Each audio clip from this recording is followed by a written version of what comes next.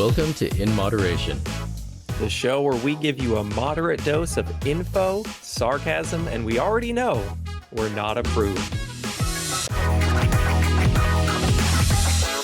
Hey everybody, welcome to episode something. I think I remember. Fuck. Does he remember? No, we were on. Please. I was surprised by how many we were doing so far, and it was in the 40s. It was in the 40s, and it was 44 last time. So we're on 45. Good job. No. Fuck. Damn it. I was close. I knew I was. I don't know. What is it? I'm absolutely close. I know it for certain. 49. 49. Okay, so I am 49. More surprised. I will remember it's 50 next time, or I won't. Hey Taylor, how you doing? I'm doing great. Well, today on the podcast we have Taylor. Is it Grasso? It's Grasso, right? It's Grasso. It is I've always said Grasso. You got to say it with that. Is it Italian? Is it Italian? It is. It's Sicilian, actually. Sicilian. And that's the big boot Italy kicks little Sicily. Right? Yes. Yeah. Sicily. So it's Grasso in Sicily is like Smith in the United States. Like we went to Sicily for our honeymoon, and when we would say our last name, they'd be like, "Oh, Grasso." Like it also means fat in Italian. So. Okay, that's a random fact. But it's also really common. It's also super common for a last name. It's like the most common. So everyone just has the last name Fat. There were like a bunch of obituaries pasted up in this little tiny Sicily town. And that's what you go and look at when you go on vacation. Obviously, yes, we've all been there. Obviously. And it was just like a bunch of Grassos. It was so crazy. I was like, I wonder if I'm not me technically, but like my husband might directly be related to them. Right. Yeah, the dogs are worried too. The dogs are worried. So how you doing? Yeah, from our neighbor children, because those neighbor children are just so evil and detrimental to society. God forbid they play. So Taylor Grasso, tell us about yourself for the people that are listening that don't know you over the social medias. Over the social medias. Yeah, on social media, I am Simply Healthy RD. I am a registered dietitian. I've been a registered dietitian for 4.5 years now, which is crazy to me because I feel like I just graduated college. I had brunch with a girl starting her dietetic internship last week, and I was like, oh my God, you're an infant. It's crazy how long ago that actually was. So registered dietitian, I primarily focus on women's health, intuitive eating, blood sugar balance, all sorts of things. Really, honestly, my main goal with social media is to just bring a more positive light to nutrition. I think that, you guys can probably attest to this. A lot of the things that we see on social media about nutrition are negative. And we're in the minority, 100%. Yeah. And I'm just sick of it, quite honestly. So I decided to start posting on social media to just try to bring more positivity to nutrition, look at it from a more positive perspective. Like what I talk a lot about, like what can we add to our plate versus restriction, adding fiber, protein, fat, all that good stuff. So yeah, that's a little bit about and I don't know how far you want me to go back. I started my career at a grocery store in Des Moines, Hy-Vee. Have you heard of it? No, absolutely not. No. It's a Midwest grocery store. So anybody I live in Ohio. I'm sort of Midwest. I've never heard of this. You're making it up. No. It's like Iowa, Minnesota, Kansas City, Midwest. We're like dead center Midwest. You're not Midwest. Listen, people call me Midwest, so I accept Midwest. it. Yeah, I embrace it. You're not Midwest. Whatever. I mean, it's good because then it's late and I still can talk to people who are in earlier time zones. It works out well. All right. I mean, that's fair, but I could never live in Eastern time. I would hate it. I love Mountain Time. Mountain Time was the best when I lived in Colorado. But yeah, I started my career at Hy-Vee January of 2020, got laid off in February of 2020. Was super fun. Yeah. They did a company-wide layoff, laid off like 150 dietitians. I was one of them. So that was really fun. And then we all know what happened in March of 2020. I did panic apply for nursing school at that time. My husband really didn't go, obviously. And then we moved to Colorado. I worked at CU Anschutz Health and Wellness Center out there as a wellness programs director. So I basically taught medical students about nutrition through cooking classes. It was because let's just say right now, medical students get like dick in terms of literally nothing. I mean, that's why, like, I'm a doctor and I'm going to teach you about, you're teaching me about what, Todd? You never got anything before. What are you talking about? Like, oh yeah. And then it's always some fucking nonsense. Not always. Okay. There are doctors that give decent nutrition advice, but I guess just the fucking other ones are louder. The doctors who give decent nutrition advice went to like additional schooling to get nutrition education. They did not get that or they like researched on their own, which can also be variable. But there are some that actually do go back to school and like take more classes to learn more about nutrition, which like props to those doctors. But in all actuality, doctors, if there's anything nutrition related, should always be referring to a dietitian, but we all know that never happens. Yeah, they don't give like have you seen the plastic surgeon? Have you guys seen the plastic surgeon on TikTok? He gives all sorts of advice. All of it is garbage. Like it's all just like anti-seed oil and artificial sweeteners. That's really it is. And I'm like, are we getting? Of course. Are we getting the fucking, and he's always posting about like, you know, breast implants and stuff too. And I'm like, we're really getting our information from Dr. Funbags. Like I love nothing more than a crunchy mom who has lip filler, Botox, holy nails, shit. And then she's like, you can't enjoy your Diet Coke because it's going to kill you. I'm like, you have botulinum, however you say it, toxin in your face. Yeah, like that's Botox. It's like literally like will kill you instantly if you put it in the wrong place. Like it is a literal toxin. Like, or the organic wines. That always gets me. I love the organic wines. It's not as good. I think organic wines isn't as good as the Botox is the best, I think. Because the Botox is the best. What is that? Like, what is that called when it's like people are contradicting themselves? Isn't there like a word? I don't know. So TikTok. That's what it is. But I think I feel like so Botox is the worst than like organic wines, and then it's always like they're selling their like supplements which isn't regulated, but then talking about the big pharma making money, but then supplements is fine. Like that's kind of like that order for me. That's just great because a lot of times it goes ABC like right down the list. What about Bobby though? Where's Bobby at on that list? Bobby is like, but he kind of like spreads out from there, and he has like all these connections to different ones. So he's kind of the root of the tree, and then the branches go out. Yeah. Branched minions everywhere. That's pretty much what it is. I haven't had Bobby on my feed in a minute, but I have had his minions on my feed recently. Yeah. Same. The minions, and but it always gets dumber as it gets passed down. So we've gotten to the point where there's just so many it's telephone, where like eventually it becomes a parody of itself by the end, where it's just so absolutely ridiculous, but it's great. But anyway, talking about that. I mean, so yeah, one of the reasons I mainly wanted to bring you on was because of, we always talk about like this eat what you want, add what you need kind of mentality, adding that sort of thing. So, I just want to give you the floor a little bit to kind of talk about that and how you explain that to people, because I think that's something people need to either hear for the first time really badly or hear it again over and over. Yeah.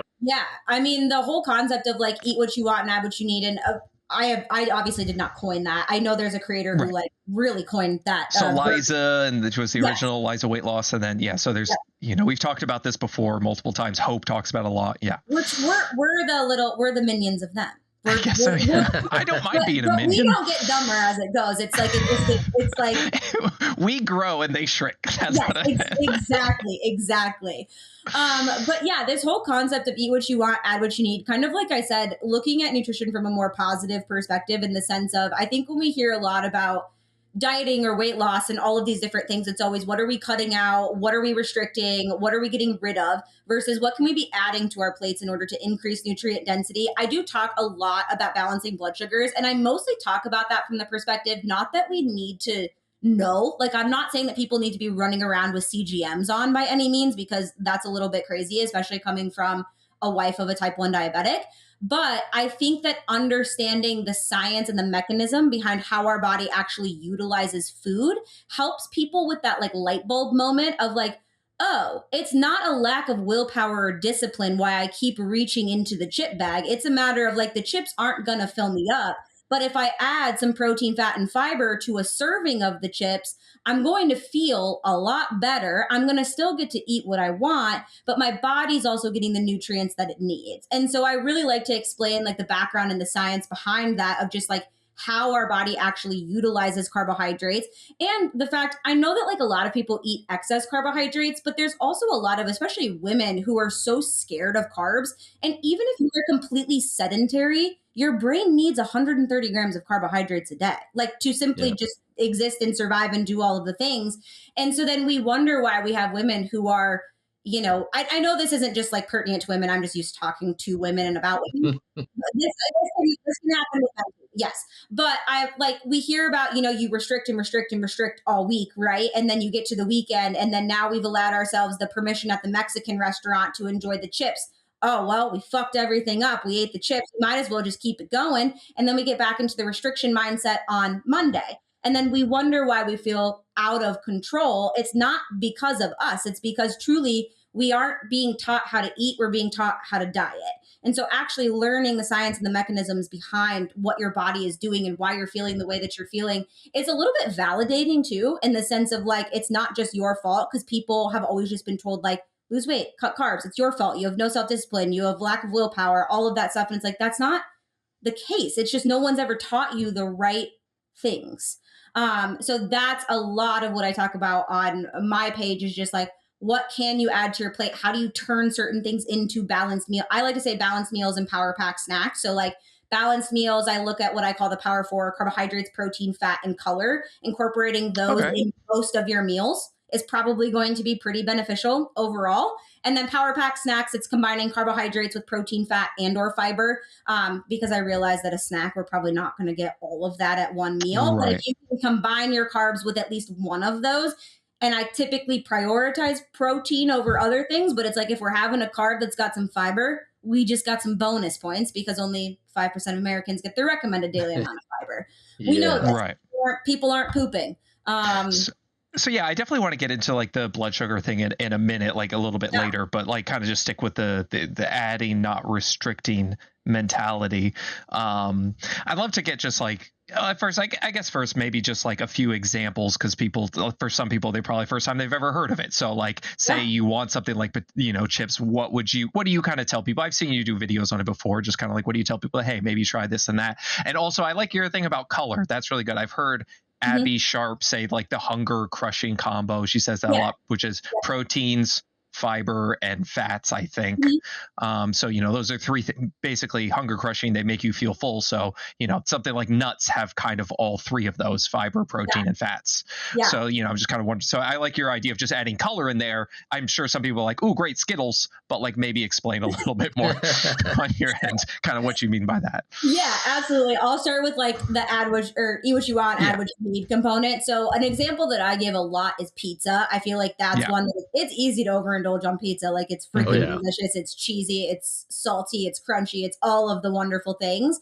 And so an example that I'll give to clients is, instead of eating an entire frozen pizza where you're probably not going to feel very good afterwards, and that's not because you did anything wrong, it's simply just because you ate probably more than what served your body in a positive way. Because who hasn't been there before? I've been there before. I've eaten a whole DiGiorno pizza myself. Absolutely. Well, and that's what I always tell people too. It's like, you're going to overeat at points in your life. Like, and that's okay. It's not about like never overeating again. It's about understanding why that like restrict, overindulge, guilt cycle continues to happen.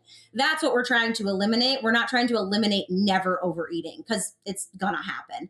But all of that to say, like, instead of eating that entire DiGiorno pizza, having 2 or 3 slices of the DiGiorno pizza and adding something like a grilled chicken Caesar salad on the side. That can be as simple as like a chicken Caesar salad kit, and you can have rotisserie chicken. You can have those like pre-made grilled chicken strips. Target has a really great option in their like generic. There's a bunch of frozen ones now, you know, like you can frozen options. Yeah, like just, and what you added there was, you added a little bit of fiber coming from some of those vegetables, and you're adding color no matter what. Of course, like adding some darker leafy greens is going to add more vitamins and minerals than just lettuce. So like if you do a Caesar salad, maybe tossing some like kale in there if you've got it, or spinach, or mixed greens. Like, you've got that bag that's wilting in the back of your in the back of your fridge. I know you have it. Toss it into that salad, right? Toss some chicken in there. I feel so called out right now. Yeah. Oh, who has? No, we've all been there. Like coleslaw for me. I was like, I'm going to use coleslaw. No, I'm not going to fucking use coleslaw. That's going to fucking go bad real fast. So what I see a lot from people, is like, when you give an example like, oh, but I don't like dark leafy greens, it don't focus on what you don't like. That's great. What you don't like is cool, but what do you like? And everyone's different, so we can't just like list everything. But like it does just you like carrot? I love carrots. I like the little I like the little baby carrots, you know. That's great. You know, a fruit, berry, like what it does, whatever you like, just kind of add that to it that has colors that isn't juji fruit, even though I love juji fruit, but there's not a lot of nutrients in there. I'm weird. I like the ones that stick to your teeth. I love it. I want to feel it destroying my teeth. That's what I want. Anyway, go ahead. Yeah, I mean, it's that whole concept of just, and kind of like you're saying, it's focusing on what you do like. And I think there's something that I talk to with clients a lot in the very beginning of kind of like changing their mindset around food, and that's satisfaction. And that's coming from two different perspectives, and it'll make sense when I go into it, how this ties into what you're saying. But the 2 points of satisfaction are like our body's satisfaction. So like the nutrients that our body needs in order to survive. That's kind of the power 4, right? Carbohydrates, protein, fats, and colors. We're going to get beneficial nutrients. All of those things do a variety of functions in our body. If we have a decent amount of those throughout the course of our day, probably going to be feeling pretty good. The other point of satisfaction, taste, flavor, texture. If you don't like the taste, flavor, and texture of something, you're not going to fucking eat it. So don't buy the broccoli if you don't like the broccoli. Buy the green beans if you like the green beans, and that can be canned, that can be frozen, that can be fresh. I really don't care where it comes from, as long as it's some sort of color that you actually enjoy eating. If you enjoy eating it, and if you enjoy the way that it's prepared, you're probably going to eat it more frequently and more often. Because if you just steam broccoli, which maybe there are people out there who like just plain steamed broccoli, I don't know that I trust them. But you don't trust Rob. I got it. Go ahead. If you like, season your stuff, put some olive oil on it. Like, don't eat it bland and plain. Like, it's going to taste better when you add these things to it. The best thing for me, I get the mixed frozen vegetable packets, and then I just cut it. I like, decent size hole to pour olive oil and seasonings, and I shake the shit out of it. And then I pour it on a plate. Like, that's just simple. And then I usually like crunch, so I'll add some like seeds. Like, I always like to add pumpkin seeds to everything. Pumpkin seeds underrated. And so it's just about finding what thing you like. And too often I see, like, I've been getting tagged. Listen, this is my fucking podcast. I can do what I want. I keep getting tagged in like these videos. It's just like, and I just need to like complain about it every Thursday night, where it's just like, it's Dr. Gundry. People keep like, is this true? He's like, people think chia seeds are good, but actually chia seeds cause inflammation, so you're going to want basil seeds. I'm like, what the fuck are you talking about? Like, they cause, despite the fact that they're high in omega-3s, they cause inflammation. I'm just like, I can say a lot of words. No, he's not. So Dr. Gundry is the anti-lectins guy. He was like not a surgeon. No, he was like a heart doctor, some type of heart doctor, and he just sold out, and now he sells every supplement under the sun. He's the guy that was like, oh, grapes are sugar bombs, and stop eating grapes. So you might have seen that go around. Anyway, I stitched a doctor of chiropractic who was saying that the worst thing for your gut microbiome is cellulose, which is literally what's in a plant wall. That's just plant fiber. No, it's actually sawdust, Liam. That's what. It's in your cheese. They put sawdust in your cheese. That to make you sick, or I don't know. They do it for some reason. Who gives a shit? But like, that's what people get frustrated. Like, oh, I thought chia seeds were good. Now it's basil seeds. And I have to look up basil. I'm like, listen, look at me right now. Are you come here? Are you ever going to eat a fucking basil seed? When are you in your life going to just like, oh yeah, I have them every morning? Like, I mean, I guess if you do, like, that's all, there's nothing wrong with basil seeds, but like, people just get so caught up in like, oh, I hear this is good. And then they don't even like that thing, and they'll try and eat it. And then on top of that, they're getting all these people saying like, oh, actually everything you've been told is wrong because government and pharma. And then they say like, you have to eat this instead. So like, just find the colorful, nutrient dense food you like. It doesn't matter. No, it literally does not matter. And like we're saying, as long as you like them, you are going to eat them more often. And that's like what I get so frustrated with, like the pizza example, where people think that like they're not allowed to have those things. Like, it's not allowed because carbs are bad or pizza's bad, or who freaking knows the lectins in the tomatoes. I don't even know what people are saying on social media anymore. And it's like, no, you're right. That's what they're saying. So yeah, I mean, you're spot on. Like, you guys, it's not like, just eat the pizza, but let's add to it and eat it in a portion that serves your body in a better way. And I promise you, you're going to feel better while you're eating. And then you're also not going to sit and think and think and think about the pizza to where it consumes your thoughts to the point where now it's 1 a.m. and the whole DiGiorno pizza is gone. Yep. Yep. And again, with pizza, you can always add things to the top of it. Obviously, you can add lots of toppings. Yeah. I'll tell you, it's just banana peppers. Fuck, man, I love they give this a little bit of spice to them. Let me roasted red peppers and banana peppers. Roasted red peppers are great. Banana peppers, I'm weird and I like olives. I think of this an earthy flavor to it. I love olives. My husband hates it. Next, you'll be telling me you put banana on your pizza. Bananas pizza, no, mushroom, and now we're fucking talking. Like, I love that. And so, you find, okay, I'll make pizza. Oh, I also like pepperoni. Okay, so I'm gonna get turkey pepperoni. Turkey pepperoni is a little bit lower in calories. It has more protein. Awesome. There you go. That's something. Like, it's just little things like that, just finding a way, and then have something else on the side of it. And so, and that's the thing is people always say like, oh, you're telling people to eat more. Great advice, numbnuts. And I'm just like, you absolute moron. Do you really think people are going to overeat carrots like this? Like I'm telling them to eat carrots and then they're just going to eat everything else on top of the carrots. Is that really what you think? Well, what we also don't understand about that whole component, because people love to yell at me about that. Like when I share my yogurt bowls as like a 3 p.m. snack, because I'm like, it's 3 p.m. You don't need another iced coffee. You need a snack. Like stop drinking iced coffee and Alani News at 3 p.m. Eat a snack. And so I'll share these yogurt bowls and everybody's like, that's so many calories. That's an entire meal. I'm like, this is not a meal. The reason that you think this is a meal is because you skip food all day and then you get home at the end of the night and then you become a pantry raccoon and you eat everything in your pantry and you wonder why you're eating everything in your pantry and you have uncontrollable sugar and carbohydrate cravings. It is because you didn't eat anything throughout the rest of the day. Yeah.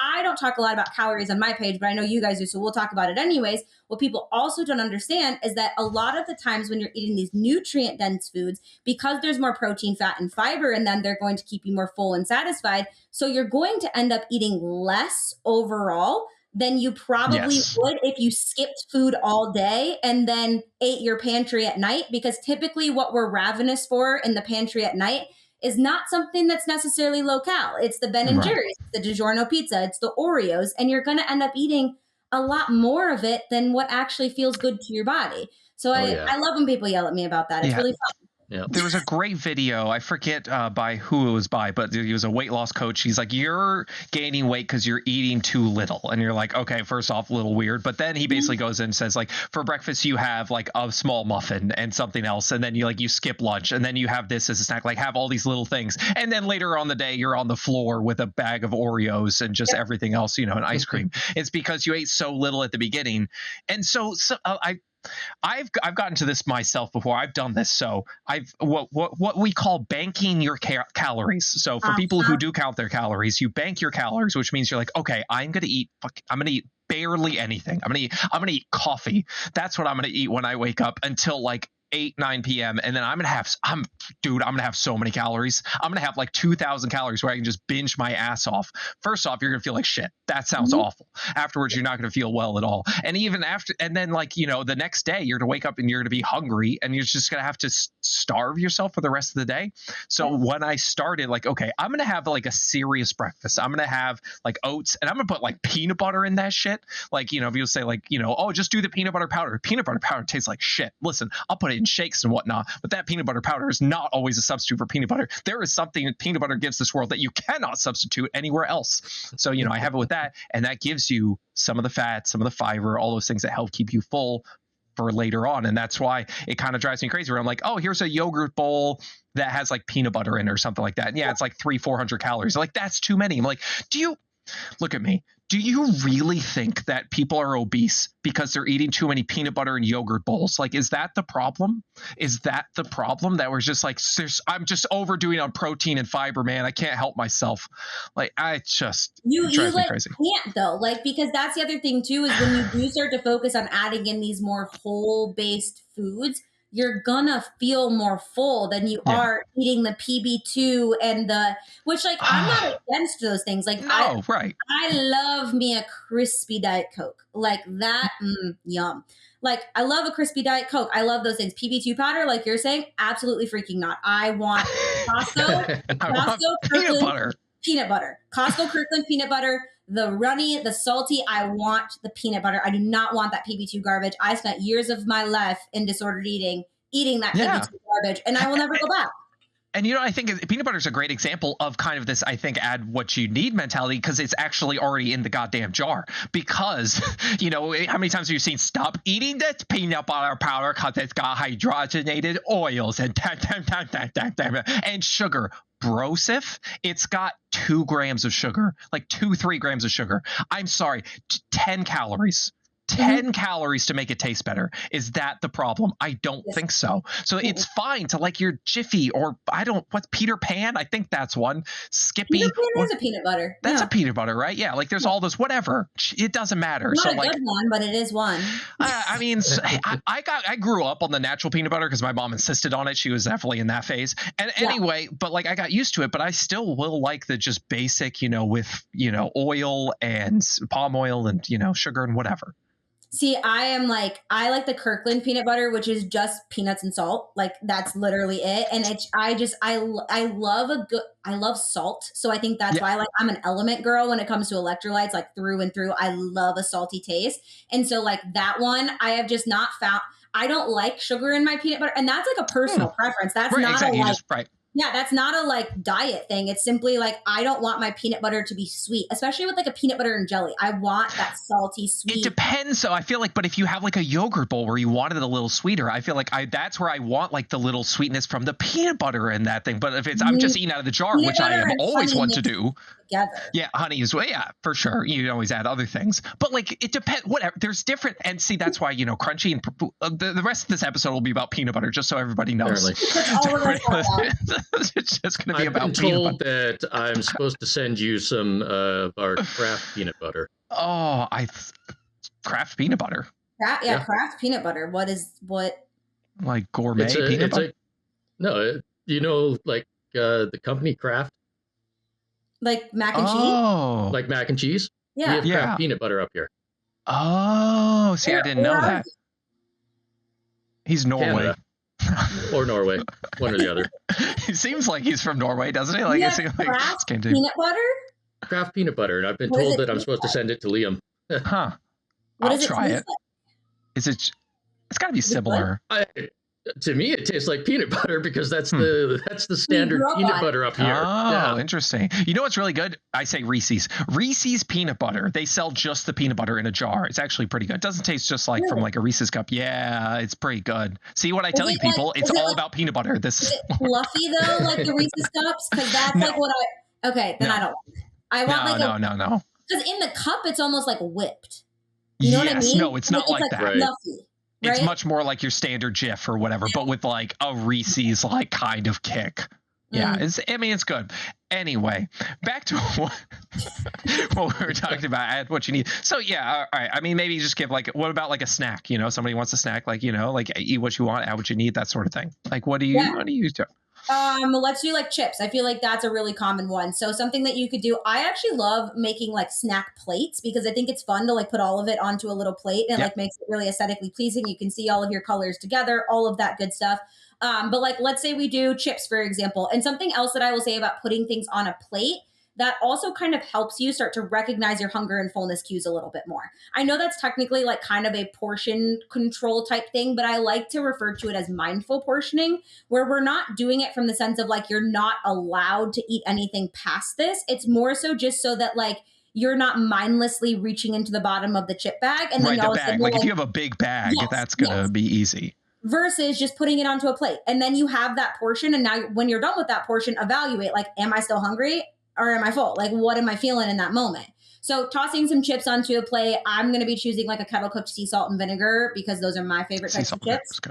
Sea salt and vinegar is real good. They're very good. Some combinations that you could do, carrots and hummus on there. You're going to add some color with the carrots. You're going to add a little bit of fiber, a tiny bit of protein, not a whole lot with hummus. I also love to do something like a jerky or a chomp steak. You could do some deli turkey or even some like crackers. Oh no, we already did chips, so we're not going to do crackers and chips. But you could do a variety of different things in terms of that, like protein. Ooh, another really good one that my clients love for chips. You don't have to blend the cottage cheese if you don't want to, but blend up cottage cheese and mix in a ranch seasoning packet, dip chips and carrots into it. And now you've got yourself a nice little chip dip that you're getting all of the crunch, you're getting all of the salty, you're getting like that ranch flavor, but then you're also adding the veggies on the side for some extra fiber. You don't have to blend it if you like the texture of cottage cheese, but I have a lot of clients who don't. So then they blend it and add that, and I've seen people do it with Greek yogurt, just blend like Greek yogurt works too, just plain Greek yogurt. What is up with people dipping Doritos into cottage cheese? I keep seeing that over and over. Have you done this? What's going on? No, I haven't seen that. And cottage cheese freaks me out, so I don't eat it. I like cottage cheese, but like, and people, I'm not saying it's bad because I haven't really done it yet, but like, there's like, you got to dip the Doritos into cottage cheese. And I'm like, I guess that's an add what you need sort of situation. You get, protein and stuff like that. Yeah. But I'm not a Dorito fan. Not a Dorito fan. No, I don't like them very much. My fingers get too, like, I don't like, Right. Yeah. No, it's a finger licking situation. It might not be KFC, but we're finger licking. I am a tortilla chip girl or a sea salt and vinegar kettle cooked chip girl. Sometimes a barbecue chip, like on a hot summer night with like barbecue food, barbecue chips, great. But those are like my 3 chips. Other than that, like I'm not a Cheetos girl, not a Doritos girl, just not my thing. I like the little balls so you can throw them up and try and catch them in your mouth. I like to catch balls with my mouth. So anyway, we're talking about eat what you want, add what you need. So yes, really for anybody listening, just find things that you like. It's going to be different. I like berries. I like apples and some peanut butter or whatever. Hard-boiled eggs. I've been buying the pre-cooked hard-boiled eggs. Yes, I know it's cheaper to make them yourself. I'm not doing it. Just leave me the fuck alone. So I'm just buying the pre-packaged one. They're already in the 2 little packs. So I got 2 hard-boiled eggs and they last months. And that's what I need because shit goes bad in my fridge. It happens. But I think that's such like an important thing to note too, is that like, yes, of course, pre-prepared things are going to be more expensive than something that you would prepare yourself. But if you are someone who does not like, obviously if it fits in your budget, if it fits in your budget and you don't have the time to prep things, buying those prepackaged items is going to make your life significantly easier. Like truly, like rice packets. I love rice. I love the rice packets. People are like, oh, you're eating that. I'm like, it's rice. There's barley. They have lentil packets now that are like pre-seasoned. Those things are fantastic. Like I was mentioning, rotisserie chicken, canned tuna packets. Like and those things are cheap. Like tuna packets, canned chicken. Like those are really convenient and more budget friendly options. And it's like, if you are someone who knows that I am realistically not going to prep anything, I am not going to make the hard-boiled eggs, buy the pre-prepared. I'm not doing it. Being lazy by buying things that are pre-prepared. I buy that big-ass jug of pre-minced garlic from Costco. The jarlic. Never in a million years am I gonna. I hate how sticky garlic makes my hands. It is really annoying. Not gonna try it. I love the taste of like fresh garlic, so I power through, but I totally get it because it's really annoying. It's really annoying. Not everybody likes to cook. Exactly. Yeah. Yes, not every. It's like eating nutrient dense does not have to. It doesn't have a certain look. That's what drives me crazy about social media. Is it's like it's not kale quinoa salads, and it's not just these like fancy beautiful meals. A healthy nutrient dense meal can literally be canned green beans, rotisserie chicken, and microwavable potatoes. Perfectly well balanced. Yeah. Like they sell canned potatoes. Like that's just convenient. They actually sell cooked canned potatoes. Yeah, they're already cooked. I won't lie. It is a little weird, like just they're like little tiny little potatoes already in there, but like you throw them in your air fryer or something. I have this video saved. I've been meaning to make it forever, just haven't done it. But like, yeah, you can just make. And it's even for someone that might be maybe they're like in a food desert or something. Like all they have is canned stuff. Like canned potatoes. Like that's fine. Processed doesn't equal bad. Every time I review one of these like what I eat in days, I'm like, this is great. They're adding this. So like that's all processed food. And I'm just like, processed doesn't equal bad. Like what do you like? Yes, I understand. And I get where they're coming from. We're eating too much ultra processed food. Totally, I understand, but we just swing back too much the other way. 100%. And it's not about like It's not even about the processing. And in terms of like the ultra processed food, it's like, yes, if your entire diet consists of ultra processed food, let's add in some more nutrient density. But if you're having Oreos, like 2 Oreos every single night, because that brings you a little piece of joy, have the damn Oreos. It's not it's not the end of the world. Eat especially the the peanut butter pie ones. Like, holy shit, like they are so good. Have you tried the peanut butter pie ones? No, but I have a Ninja Creamy now and an Oreo, and I make like with the Fairlife chocolate milk, and then I add what you need. That's where you come back to that. And then we put Oreo in. Oreo in it. It's so good. That's all everybody talks about these days is the Ninja Creamies. Oh my God, it's worth it. It's like, I didn't want it to be worth it. It's worth it. Like it really is. So like, you know, they sell Jell-O. Have you seen like the pudding? So you know the pudding mixes. They have an Oreo one.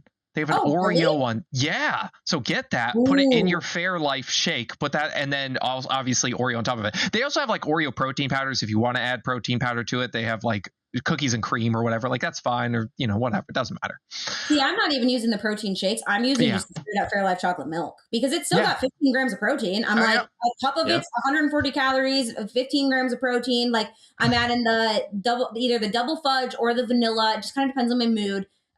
A tablespoon of that like Jell-O pudding mix into there. Yeah. Then I do salt, like adding salt with the chocolate, really good. I get that. I get that. And then as long as it's Celtic salt, because obviously table salt's poison. Yes, go ahead. Yes. No, it's got to be Himalayan. Himalayan's old. That has heavy metals in it. Have you not been keeping up, Rob? It's now Celtic salt.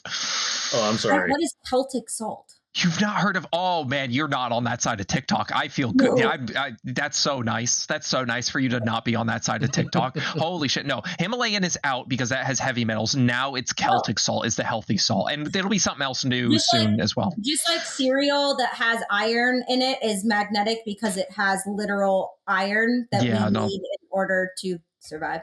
People got real mad when I talked about how that's just iron. People get mad at that. I had a paid ad with the Grains Food Foundation. So like basically just a government foundation promoting grains because we need to eat more fiber and we need to eat more whole grains. And so I did a partnership with them and I talked about iron in cereal and like why processing is not the worst thing in the world. Like we literally processed foods to get rid of nutrient deficiencies like scurvy. Like, do you all want to be walking around with scurvy? You want rickets? You want fucking rickets? When's the last time you saw someone with rickets? There's a reason you haven't seen someone with rickets. There's a reason. And so I was talking about cereal and oh my God, the Crunchy Moms they found me and they found that video and they were pissed. No, it's not natural. That's not natural. Just eat, I don't know, a raw steak or something. Shove it up your butt. Who knows? There's always a new fucking thing that you have to do. Yeah. It's ridiculous. God. But anyway, so yeah. I mean, add what you need. We talked about that a bunch. I kind of want to get your take because I've seen you talk more about blood sugar. And so like, obviously it's important for diabetics. No one's, I think, arguing against that. Yeah. But like, how important do you think it is to not monitor? Obviously we're not wearing continuous glucose monitors here, but how important do you think it is to kind of monitor that as someone who doesn't have insulin resistance? Like how much should they think about it? How much should they be concerned? That sort of thing. Yeah, absolutely. And so like I more so talk about blood sugar, not necessarily like I was saying to be like, oh my God, we need to be obsessed with this. It almost becomes like another diet that we're thinking about. It's more so to just like explain the mechanism of how our body actually utilizes food and why adding protein, fat, and fiber keep you fuller for longer, because truly it really does kind of go back to like blood sugar balance at the core. And when we kind of look at how like all of our other systems interact with our body, staying in kind of that like balanced blood sugar happy equilibrium, it influences a lot. Like we think about how blood sugar balance impacts our serotonin and melatonin, like our sleep patterns, and then in turn how our sleep patterns affect ghrelin and leptin, so our appetite and our satiety and hunger hormones. So we think about like how all of those things interplay together, and I really do think like when we talk about the basic foundation of eating, which is what we neglect a lot of the times, right? Kind of like you were saying with the basil seeds, right? It's like we find this one thing that we grasp onto. Yeah. I talk about blood sugar balance from the perspective of coming back to the foundations. Like, what are these basic principles when it comes to nutrition, and how does that affect your body? And why does adding protein, fat, and fiber to your plate keep you more full and satisfied? And I do think that like I talk a lot to insulin resistance, PCOS, those types of things. things because I do have a lot of women who follow me that I've been like, getting a lot of people ask me that as well. Yeah. Do you have any general guidelines? Because I get ones like, what about PCOS? I'm like, I'm not really my area of like expertise. I don't know. Maybe if you have any suggestions or anything, go right ahead. Yeah, I'm actually taking a course for it right now to get kind of like a little bit more certified in it because I knew enough to be dangerous, but not enough that I felt like super comfortable. And so I was like, I want to know like the pathophysiology. Like I want to know this to a freaking T to understand it. And what the data and research is actually showing, so that's like randomized control trials, meta-analysis, obviously more of those like gold standard type studies, is really showing that this low glycemic load or low glycemic index diets is probably one of the most beneficial diets for someone with PCOS because there are different variations of PCOS. I feel like that's the best way to put it. But at the root of almost all PCOS individuals is going to be insulin resistance. And then that hyperinsulinemia that happens. So I'll just explain like blood sugar balance a little bit to make this make sense. But basically what happens when we eat a carbohydrate, and that's a donut or a blueberry, it literally does not matter. They're all going to break down into glucose. Don't yell at me. I'm not saying that a donut is better than a blueberry. I am saying that we have more than 2 brain cells. We've got enough to understand. Yeah. I'm to your audience, just to be safe. I was trying to give them a compliment as well. Like they understand we're not saying we're not on TikTok where people are like, what are you talking about? Donuts way worse. Yeah, go ahead. Yeah. All carbohydrates, so donuts, blueberries, it does not matter. They're all going to break down into glucose in their simplest form, aka sugar. Also, another little tidbit here, we need to stop demonizing a transient blood sugar response after you eat, which basically means that your blood sugar goes up after you eat a carbohydrate. That is what it's supposed to do. That's what, if it didn't do that, that's a problem. If it doesn't do that, you're going to be hypoglycemic and die. Like it's supposed to go up, okay? What we don't want is those like massive spikes and massive falls. That's what we're trying to avoid. Those are going to happen sometimes. We don't want them happening all the time, okay? But having a blood sugar spike after a meal is normal because when you eat a carb and it breaks down into glucose, the glucose enters your bloodstream. That sugar, blood sugar, is going to elevate. When that blood sugar elevates, it ignites your pancreas. Your pancreas then releases something called insulin.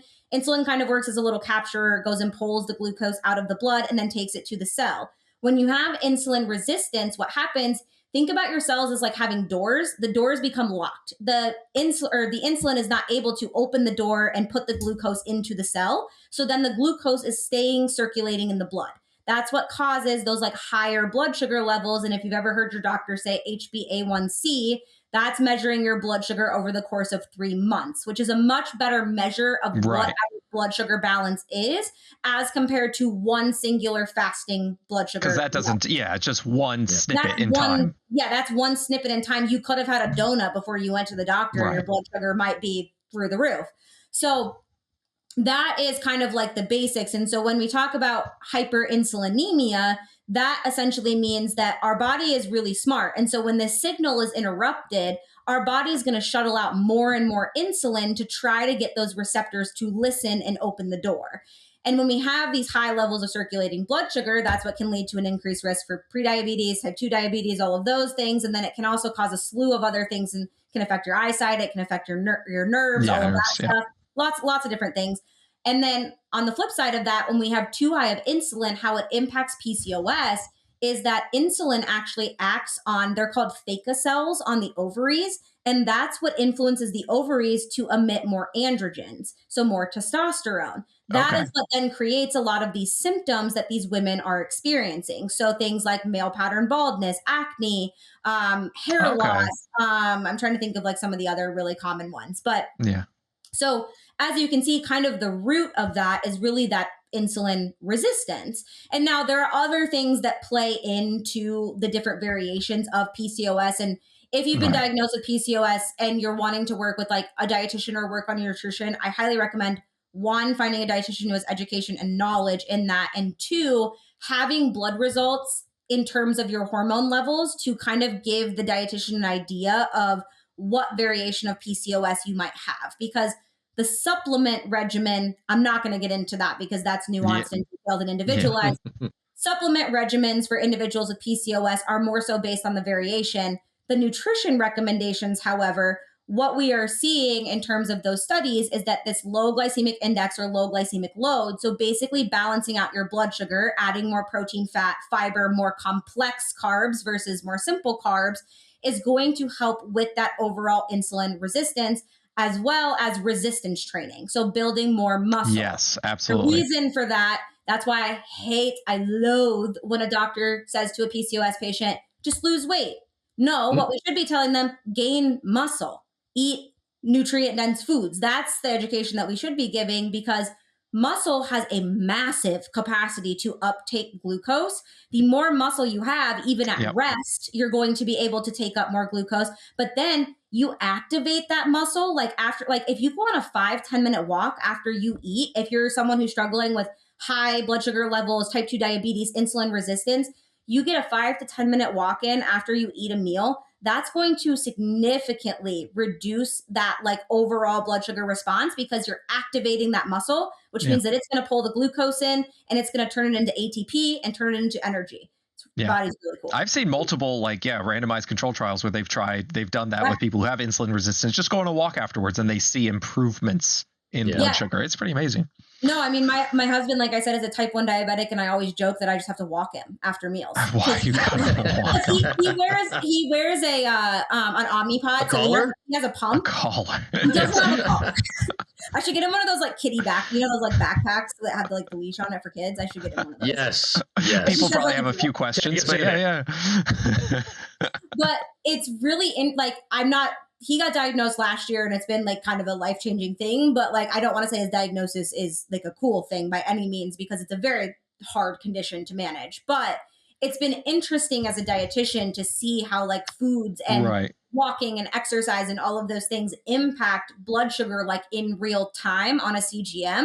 Like, for example, we went to the Iowa State Fair last week, which like that is fried food, that is pizza, that is carbohydrate central. He didn't have to take a single bolus of insulin the entire time we were there. He, of course, had background insulin going on that goes on all the time. Okay. It doesn't replace insulin. Right. The type 1 diabetes community gets really upset about that. I learned that in a video where I did not say that it replaced it, but they did not like the way that I worded my sentence, and I got very much in trouble. So he does have bolus insulin, or he does have background insulin going on, but if he's like walking after meals, especially a high carbohydrate meal, he typically doesn't have to bolus. Right. So what I am hearing from you is that for people who have insulin resistance, maybe PCOS, all of that stuff is everything we've said is important. It's just more important. It's just more important to make sure you get fiber, protein, fats, exercise, build muscle, sleep, like all of the healthy things that we talk about. It's just instead of a 9 out of 10, it's a 10 out of 10 for you important. You need to make you just focus on that. And what I think is kind of interesting is you were talking about kind of energy.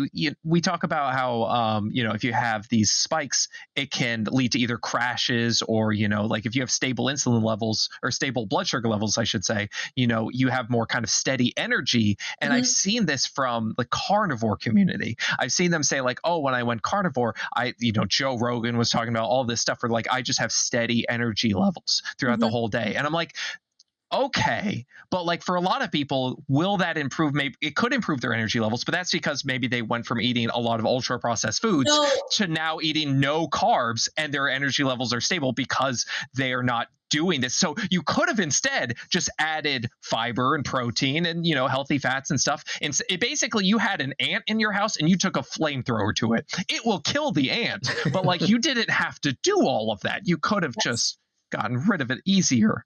Yeah, exactly. The studies on the ketogenic diet or the carnivore diet for PCOS are basically showing that it's not a matter of reducing the amount of total carbohydrates. It's balancing the percentage of carbohydrates against protein, fat, and fiber, and then the type of carbohydrates that you're eating most often. So prioritizing those more complex carbohydrates, whole grains, fruits and vegetables, beans, legumes, lentils, all that good stuff, over more of those simple carbohydrates. Once again, that's not to say that you should never have them. It's a matter of moderating them. And then when you are eating them to the best of your ability, balancing them out. So if you are going to go get a donut and coffee with your friends, maybe having some scrambled eggs and some berries before you head out the door, or even like a Greek yogurt with some, like another, I guess berries would be another good option to throw in there. Like just having something with some of that protein and fiber, because you're also probably going to not end up eating like 2 or 3 donuts. You're going to just have the one donut because you're going to feel more full anyways. Yeah. So yeah, I mean, just finding balance, doing things as we say. Oh crap, what was it? In moderation. That's what it was. I forgot the name of our podcast there for a second. Sorry. It's, so it just kind of seems, I feel like it changes weekly anyway. I know, right? It would be something else. But like it always, I just see that from a lot of people who have insulin resistance. Oh, I can't have carbs. I got to cut out carbs. I see that all the time. Like, you should cut carbs with a knife, cut the potato, and then just add to, maybe some cheese and whatever else to the potato. And the other wild thing to me about, especially with like PCOS individuals, is that they are at a higher risk for cardiovascular disease, a higher risk for increased cholesterol levels and triglycerides. But then we're turning around and saying, yeah, go follow the keto and carnivore diet, where it's a significant increase in saturated fat. I'm like, I don't see that talked about enough. Like, yeah, like a ton of saturated fat. Fiber is also what decreases cholesterol. Like having a sufficient amount of fiber. So it's like ton of saturated fat. Yeah. So it's like, okay, we've got high cholesterol and PCOS ketogenic diet. That makes in what world? Yeah. And I see like, people, I've had commenters who's like, I have PCOS and my doctor just said go keto, or, like, so I'm like, that speaks back to the beginning. Like doctors don't have nutrition background education unless they actually sought it out. So, dietitian, if you can, meet with one, because listen, I would love to be able to ask Taylor like, oh, what about PCOS? And they're like, oh, just take berberine. But unfortunately, we haven't sold out yet. So when we eventually sell out, we'll get Taylor back in. She'll tell you what supplement you need to take in order to fix everything, and we'll all profit off it. But we're not there yet. Literally told my husband like 2 weeks ago, I go, God, I wish I didn't have ethics because I'd be so rich. Yeah, tell people like you can. Right? There's a bunch of supplements that people say, oh, just take this, that, like I see. And the amount of like brand deals that I'll get like sent in, I'm like, how do some of these like keto companies have this type of money? Like, where does that come from? I would love to know. Supplements, man, I'm telling you, like ketones. I've been keeping like, people. I'm constantly being offered to like, just show our ketones. I'm like, have you not watched any of my content? No, I literally got an $8,000 offer from Keto Skinny Tea, and I was like, did you take a single glance at my channel before you sent me Keto Skinny Tea? Did they add some like supplement to it, or that's interesting. I really didn't look into it. I'm not. I mean, I don't blame you, but I'm also curious as to like, like I'm sure there's some stevia in there because that's natural and sweetness. Any sort of skinny tea is just going to make you shit your pants. Like we added a bunch of like sugar alcohol in there, so like sorbitol or some shit. Yeah, it's not that. It's going to be like caffeine and stuff that makes you shit yourself. I mean, it's some type of medic. Like the rise of magnesium that like I love magnesium, but it's also like these companies that are advertising calming supplements and then they put magnesium citrate. I'm like, oh, that makes you that'll make you shit yourself. They're going to be up shitting their brains out all night. Yeah, that's like, if you're backed up and you also need magnesium, then you take your citrate. Then you take citrate. If you want to sleep and you want to calm down, it's magnesium glycinate. Not magnesium citrate, but the amount of supplement companies, like one of the biggest selling ones on Amazon is called like Calm, and it's just mag citrate. I'm like, that's not. I've seen Calm. Is it citrate? I've never looked at that brand before. It is citrate. Yeah. Calm. Calm's a word for it. Yeah, it's not going to calm your digestive system. I can tell you that much. Oh man. Yeah. Okay. So yeah, at least we were able to hit on that a little bit. But yeah, I would love to, we've been talking for a while. Probably don't want to go like super long, but I'd love, because you do intuitive eating. So like, maybe because that's, I don't know. Like, I just kind of want to like maybe squash some of the untruths. Like debunk it. Yeah, just like, hey, Rob, look up, is intuitive eating good? And then we're going to find, we've got Rob on ChatGPT, and we'll see, or maybe maybe we'll look up like what intuitive eating is and see if Taylor agrees with that. What is your sort of definition of intuitive eating, Taylor? Yeah. I wouldn't say that I have like a particular definition of intuitive eating, but what I oftentimes will say to people when it comes to kind of the idea of intuitive eating is I think one of my least favorite things that people say is that it's unconditional permission to eat. Like, Yeah. yes, at its core, that is the like theory behind intuitive eating. But we're neglecting the 10th and probably the most important principle of intuitive eating, which is gentle nutrition. Basically, meaning that being intuitive means that you're also paying attention to how foods make your body feel. So if you're only eating broccoli, you're not going to feel good. If you're only Right. eating donuts, you're not going to feel good. That goes in both directions. Same with like another example I give often is I don't like broccoli, so I don't eat broccoli, but I also don't like fried chicken, so I don't eat fried chicken. And I Yeah. understand like both of those might be controversial opinions, but I don't like those foods, so I don't eat them. So that kind of is like what one of my like biggest qualms when it comes to intuitive eating. But really the premise of it is focusing more so on like your hunger and fullness cues, which is oftentimes really hard for people who come from a calorie or like macro tracking background. I will say I am not against calorie tracking. I Right. think that a lot Works of for people, some, yeah, it doesn't works for work for some, it others. Right. doesn't work for others. In terms of like my personal history, I had an eating disorder. It was called orthorexia. It was really tied into calorie counting. So I will never track a singular calorie in my life ever again. And a lot of the clients that I specifically work with do have more of that like disordered eating or eating disorder past. So that's where focusing on a lot of these things that I've talked about, like mindful portioning, leaning into more blood sugar balance, the power four, understanding nutrition, that's where it becomes more intuitive. And I also think like another really common thing I hear when people start intuitively eating and focusing more so on this like hunger and fullness, people don't know what hunger and fullness really feels like. Like a It's lot of fair. the times when they first start to feel hungry, they get like scared and like freaked out. They're like, why do I feel hungry all the time? Like I started eating breakfast and now I'm hungry. I feel like that's not supposed to happen. I'm like, no, that means that your like your body's working if you're hungry. Like it's supposed to get hungry. So I think that like it is hard when you've come from that background where maybe you've never really felt hunger and fullness and you've always ate based off of calories or macros or Yeah. those types of things. That can be very difficult, but it's kind of the premise of intuitive eating is, eating more based off of your hunger and fullness cues, implementing general nutrition, focusing on adding nutrient density versus restriction. And then also this idea of there's no good or bad foods, which the internet loves to yell Right. at me about that. That's where they go, Oh, so yeah, we you're don't get that. saying that a donut and broccoli are the same The thing? same And I'm like, thing. Yeah. no, I'm not saying that. What I am saying is that food doesn't have a moral value. You are still if you eat a kale quinoa salad and you punch someone in the face, you're still a bad person. Okay?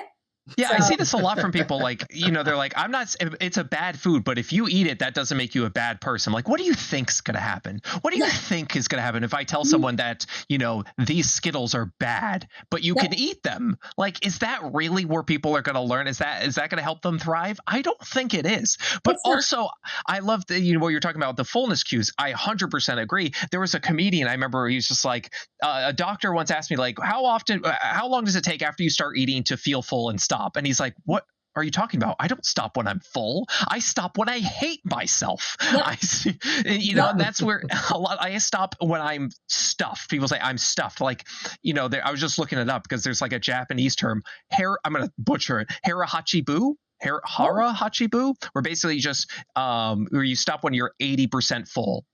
So like you're not stuffed, you're not yep, anything, like you're like, I'm not hungry anymore, so yes. I'm going to cease eating right now.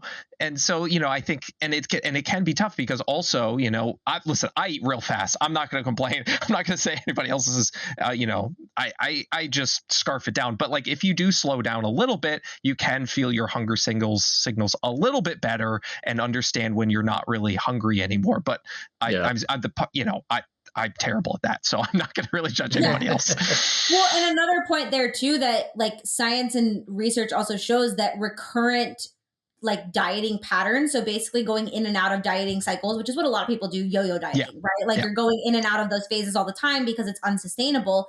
That can actually negatively impact your ghrelin and leptin, so your hunger okay, and your fullness cues. So it can actually directly like impact that feeling, which is why a lot of the times when you do hear of those people who are restricting during the week, then they're overeating and overindulging on the weekends. And they're like, I just feel like I have no self control and I don't stop until I feel uncomfortably full. yeah, That's not just stuffed. necessarily, yeah, that's not even necessarily like a lack of mindfulness. It's like truly the hormones have been interrupted because of the recurrent patterns of this restrict binge like cycle that people are in. So it's actually really crazy like how much dieting in that manner can impact us in a negative way, because the problem that I see most often with like a calorie deficit or macro tracking is people aren't doing it well or right.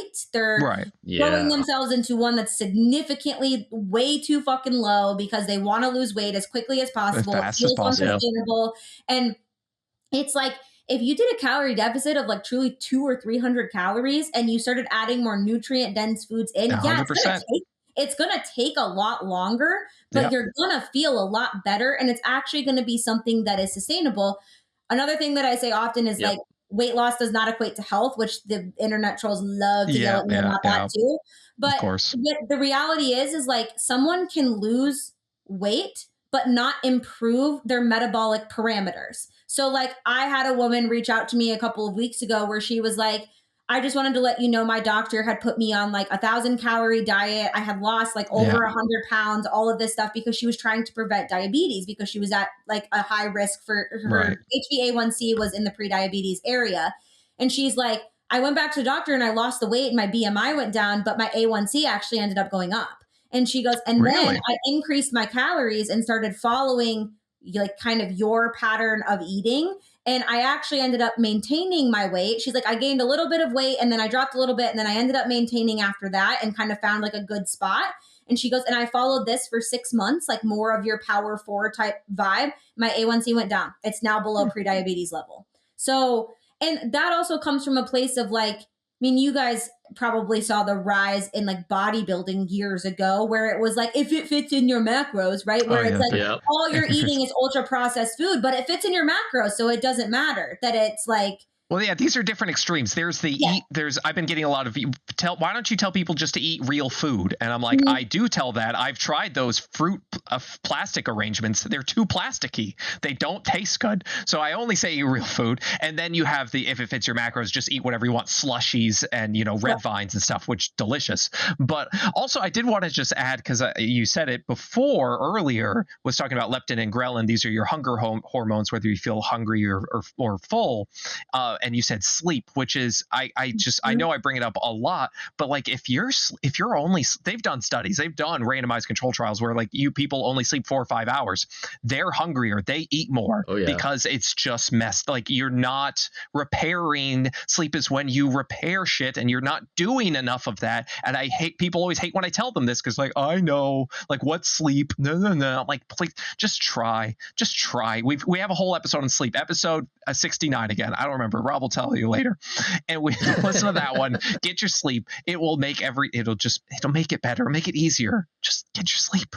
Yeah, no, sleep is probably the lowest hanging fruit. And like I always tell people too, this is another thing that I focus on a lot is bite-sized habits and like bite-sized changes. So if you're someone who's hearing Liam say that and you're the person who's going to bed at midnight and getting up at 4 a.m. or going to bed at midnight and getting up at 5 a.m., try going to bed at 11:30. Don't try to go to bed at 9 p.m. You're not going to be able to go to sleep at 9 p.m. However, if you just start slowly cutting back chunk by chunk, that 15, even 11:45, start there. Like shutting all of your devices off, getting into bed a little bit sooner. Once that becomes consistent, go to 11:30, and then so on and so forth until you're getting that more sufficient amount of sleep where you feel better.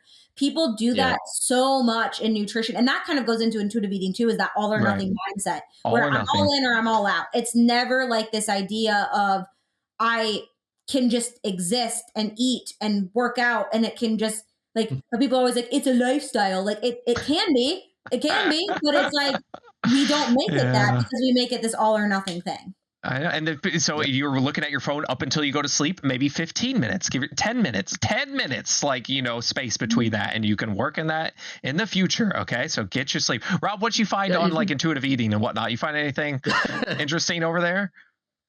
ChatGPT basically agreed with everything that she said. Interesting. Like even down to honor your health with gentle nutrition, feel your fullness, way to go, ChatGPT. challenge the food police.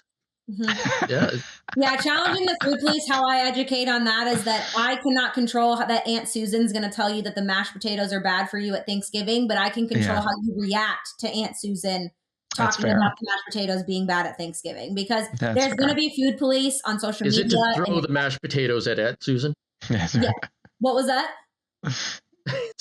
Is there a way to react to Aunt Susan to throw the mashed potatoes at her? It's violence. Yes. Get a ladle. Yes, violence is the only answer. You sling the mashed potatoes in her face. Yes. And then just throw some of the yams with the marshmallows just to really get her going. It's funny because people enjoy when I say, like, you know, like, you're going to get people that tell you, like, oh, you're getting a little chubby or this or that. And tell them, like, just like how many calories are in the bag of dicks you eat every day or something like that. Like, just you need a little bit of a comeback. Just be like, hey, fuck you. I'm going to live my life here and I'm going to try and work on myself. I don't need you breathing down my neck. Yep, exactly. Jerry. And you can control your relationship with food, your relationship with exercise, how you view food and think about food. You cannot control the people around you. Yeah, and so you're going to have food police in your ear for the rest of your life, because that's the society that we live in. Yep. Oh, and tell them to get fucked. But anyway, where can people find you, Taylor, after this? They can find me on TikTok or Instagram at Simply Healthy RD. My podcast is Simply Balanced. It's a little rocky right now. It's kind of episodes whenever I have the time to, if I'm being totally transparent. I do have a YouTube channel. I'm going to be totally honest with you. My husband uploads my YouTube videos of me sitting in my little corner of my office doing my podcast, and that's the only thing on my YouTube channel. I don't even know what my handle is on there. I think it's Simply Healthy. That's so great. That's like my level. That's like my level of knowledge, is not even knowing the name of the channel. I like started paying my husband the salary, like, out of my escort company, and it's to literally upload a YouTube video, like, for my podcast, and that's it. I did just hire a VA, though. Not only do you walk him, you also employ him. Yes, he's my employee and I walk him. Oh, shit. He's going to hate me when he listens to this. Oh, my God. My husband's really cool, you guys. You can find him on TikTok at Diabetic Dawn is what his TikTok is. Does he do nutrition? He'll post a video once every like 6 months of me doing stupid things. So if you enjoy watching got it. Okay. But yeah, like he did behind the scenes of me shopping at Costco the other day, and it's his like most viewed video ever. I like that. Yeah. So well, yeah. I mean, go follow Taylor. And listen, I gotta say, I'm impressed with you get this following, because your videos are like 7 minutes long, and I'm like, if you can keep someone's attention for that long, that shit's impressive. I look at your videos and I'm like, I wish I could make them shorter like that, because I yap. Like, that's just how it is. I'm a talker. And so my videos have always been long. And that's why brands hate working with me. They'll be like 30-second video. And I'm like, that's humanly impossible. That's not going to happen. See, this is my yap session is here. This is where I yap about everything. And then my videos I was are actually like thinking straight to the point. You didn't get to rant enough last week with Forrest, because you've just been rant tonight. Oh, yeah. I mean, also, like, I just drank a ton of zero soda at the movie theater. I saw Deadpool 2. I just saw Deadpool and Wolverine. So we got to see a movie for the first time since Oakley was born. So that was cool. Exciting. So I just got a little bit more energy, and listen, that's the thing. It's that my energy is up and down because I eat nothing but white bread, and no, I don't know where I'm even going with this. and Starburst. Just like, I make sure my blood sugar is up and down as much as possible. You know what? Hear me out. A good movie theater. I understand that when you're going to the movie theater, most of the time we're just having candy and popcorn. Oh, yeah. But if you want to try like a little at-home popcorn combination that's more of a power pack snack, popcorn, dark chocolate, and pistachios. Yeah, there you go. Ooh. Yeah, but popcorn itself is not bad. Like, popcorn has what, like 3 grams of fiber per serving, or 4 grams. 4 grams per serving. And then pistachios are a complete protein. They have all 9 delicious. acids. So we've talked about this before. People ask me, because I said like I'm not a fan of the term complete protein. They're like, why? And it's just because like all plants have all 9 essential amino acids, just like lower in some amounts might be lower in methionine and stuff like that. So like unless you are eating only beans, like if beans are the only place you're getting protein from, that's a problem. But how many people are in that situation? Maybe people in developing countries where like that's all they have access to. But in a place like the United States, Canada, these places, you're gonna eat a variety of foods, so you don't really need to be like plant foods. It's not a big deal. You don't have to like make sure I'm getting rice. I just like to educate on like the vegan and vegetarian ones that are, because I think it's kind of fun. Oh no, it's cool. Like chia seeds, and like there's a whole bunch of other like weird ones, quinoa. People love to yell about soy too. It's really fun. Oh my god, we've talked about that before. Like soy is like it's cheap and it's got protein, fiber, and healthy fats. What more? Like, and it tastes pretty good to me. Like what's the hate? That one drives me crazy. But like buckwheat, there's another one. There's a bunch of weird ones that are good. So yeah, it is interesting. But like, just eat. Just stop worrying. Stop fucking worrying about it. Jesus. Drives me so crazy. What about this? What about that? Like, it's not that serious. Like Scotty's been saying that, so I've just been saying it's not that serious. It's not that serious. Just do it. Just do the thing. Exactly. And I'll plug myself like slightly here right now too, because I do have an ebook that I created as well that's called How to Eat, and it's like it literally lays out like foods that fall into those categories, like proteins, fats, fibers, colors. There you go. I like that. Wait, so what's the name of it again? Say it a couple times. How to Eat. How to Eat. How to Eat by Taylor Grasso. Yep. It's 39 pages. I included meal ideas, snack ideas. There's a ton of information in there, but like anybody who reaches out to me and they're like, I can't afford your services. I like what you share, but I have no idea like how to get started with this, because like I'm a visual learner, for example. I'm like, How to Eat ebook, great place to get started. There's also 4 fueling guides in there. I don't like to call them meal plans. They're structured like meal plans because that's the website. But it's more so to give like recipe and meal inspiration using nutrient dense foods. I did not make it based off of calorie counts or numbers or anything like that. It's just meal and inspo. And it's really nice because it actually translates them over to grocery lists. So that's cool too, because you can kind of mix and match them with a grocery list. No, I like that. How to Eat. How to Eat. Go on ChatGPT and just look up how to eat. I would love to hear what ChatGPT. Ask ChatGPT what's how to eat healthy. How to eat healthy. Okay. What are we doing? I'm assuming it's just gonna be something like, make sure you get whole plant foods. The basic guide. It's gonna be eat whole grains, low fat dairy, prioritize limit sugar and saturated fat or something, like a variety of foods, portion control, veg, whole grains, lean proteins, sources, choose healthy fats. Yeah. Drink water. Limit sugary drinks. There he is. Listen to your body. Okay, that's nice. Slow down. Oh, okay. That's a good one. Slow down. Okay, so I like that. Yeah. ChatGPT. Yeah. It might be it might be a woman. Who knows? But I feel like also what gender are you? Is ChatGPT. Well, what I was gonna say, ChatGPT is really smart too, and because you looked up intuitive eating before you asked how to eat healthy, it's gonna pull like intuitive things into the answer that it gives you because it remembers. I think you're right. Right. Yeah, so that's probably why it's like slow down, be mindful. It's the algorithm, or whatever it is. It's data mining. It's memory, whatever. It's memory. It's fucking AI's taking over anything anyway. Let's just embrace it and just lean into this shit, right? Yes. At least it's telling us to eat mindfully. That's cool. So thanks, ChatGPT. Yep. We'll remember that when you're handing us all our gruel that we eat. That's the only thing we can have left. I just tell my husband all the time, have you guys seen WALL-E, the movie? I'm like, that's who hasn't seen WALL-E? I'm really afraid that's like where we're going. Yeah, and they're in the beds and they're like, oh, the new color's red, and then they just have like a red drake or whatever. Well, like everything can be delivered. Like, I mean, like, you literally don't have to leave your house ever. Scary. I think we're moving. We've already got people delivering it. I think we're gonna have people like feed it to you. You just said, hey, they'll come inside and hand you a chip each time. One more chip, please. There you go. Can you imagine? You change That'll the channel. How the 1% lives. Oh, if they already don't live that way. That would be wild.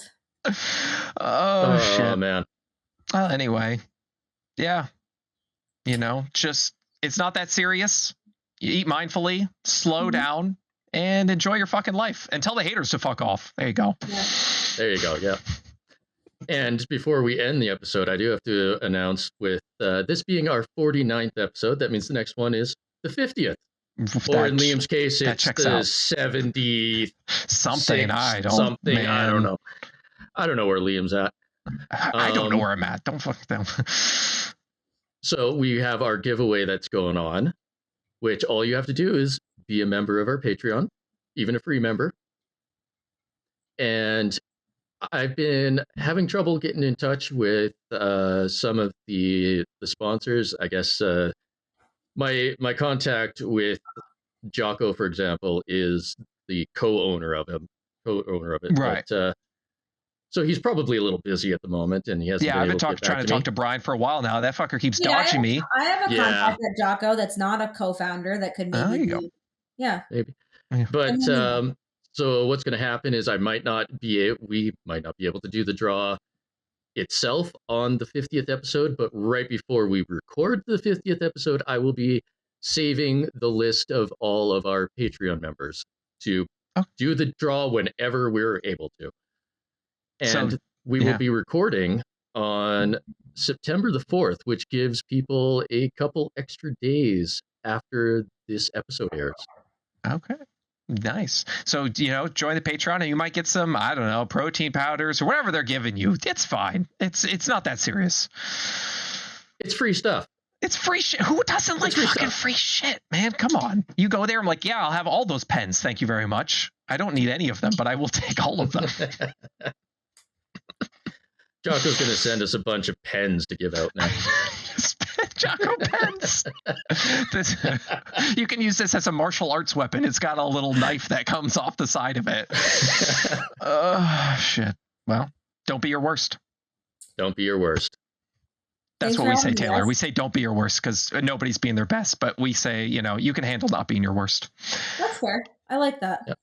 Right? Come on.